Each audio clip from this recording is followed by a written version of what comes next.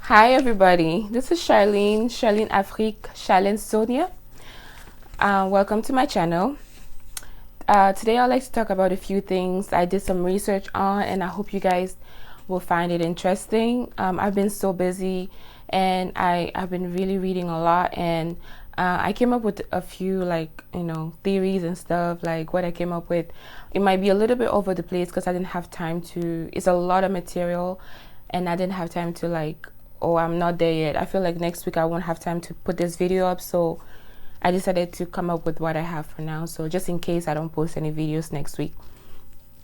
But yeah, guys, so the first thing I learned this past few weeks, which is about 3 weeks ever since February, is practice makes perfect.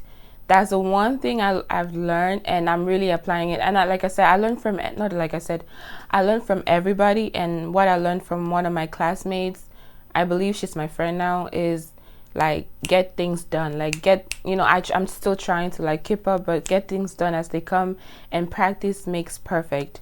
Yeah, I was tested multiple times, literally, I was tested, and I had to just come down, be resilient, and be you know what, I've worked so hard for this.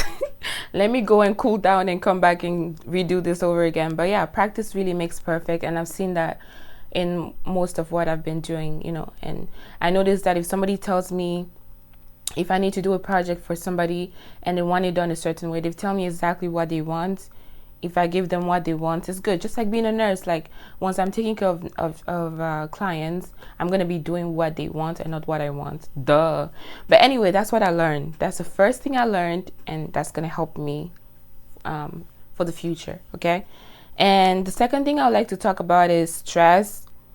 I really, I used to know, I knew stress obviously constricted your blood vessels, but the new thing I learned is stress literally can cause your blood to be viscous. I thought it was just sugar and or hyperglycemia, but stress can literally make your blood viscous. What else makes your blood viscous? Yeah, and polycythemia also can make your blood viscous, increased red blood cells, which carries oxygen. Yeah, it has something to do with fibrinolytic or something like that. That's what I learned. So guys, don't be stressed out because it's just really bad. And the other thing I wanted to mention is I just learned that your brain is literally your brain controls your entire body, obviously, but I used to think it was the heart, but I think the brain is the center of everything. Your brain controls your blood vessel, your brain controls the flow of blood through your body, your brain controls pain receptors, your brain controls your breathing.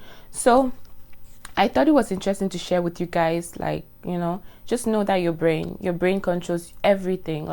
It's all a mindset. It's all your brain. Your brain is the most powerful organ in the entire body, according to Charlene. Okay. Yeah. The other thing I learned, again, this is a little bit random, is it has to do with your gut. Chewing gum increases peristalsis.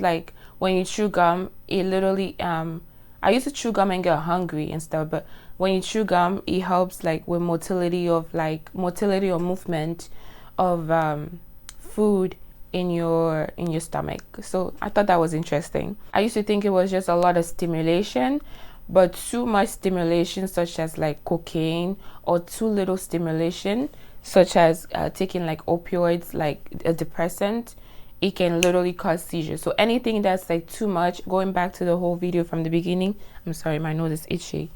Anything that's too much or too little in the body can cause seizures. Your brain can just be what the hell is going on? Okay, I can't handle this, kind of when you have seizures in other ways, okay, sorry.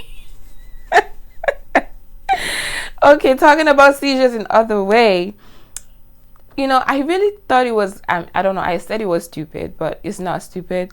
They make condoms out of lamb skin. I don't know what lamb is. I'm guessing it's an animal. But they made this condom out of lamb skin, natural products, because some people are allergic to latex, right, when it comes to condoms. But this lamb skin cannot protect you against HIV. So I'm thinking why would they make condoms out of lamb skin if it's not going to protect you against HIV? I guess it can help protect you from getting unwanted pregnancy. But like, you know, AIDS is like, it's not the worst thing you could ever have, but like, you know, like AIDS, everybody doesn't want to have AIDS, like even syphilis and all that. So if it cannot protect you from especially AIDS, like what's the point of having this condom on the market? Okay. I guess you could use it if you're married and you like have like let's say like a relationship, like a formal relationship where you cannot go outside your marriage, you know. The other thing I found really interesting is like obesity. Like obesity, I used to think, I know obesity is not good. Obviously, I haven't been working out lately, to be honest. I have been so unhealthy, but I'm digressing. But I didn't exactly know why it was really bad for you. Like when you're obese, like meaning you have too much coating like fat, it can cause a lot of strain to the heart. Like it's too much fat, it's too much for the body, for the heart to pump blood all throughout your body. With also obesity causes venous congestion, and from what I learned recently is like venous congestion is when your veins, because your veins, there's like blood vessels, right? There's your veins and your artery. Your veins bring blood back to the heart, like deoxygenated blood without oxygen. And if it's not able to bring blood back to the heart, literally your fluids will like sink down in your feet. That's why you get edema and stuff like that. Yeah, so it increases venous congestion. Yeah, so you're not able to have like, so you might have like leg ulcers and all that, and it's terrible. So obesity reduces circulation, or it prevents proper circulation of blood throughout your body. And we talked about in the previous video that blood is really important, because blood carries red blood cells, blood carries oxygen. And so like if your blood vessels are not able to get those nutrients from the blood, from oxygen, like, you know, they will die. Literally, they will die.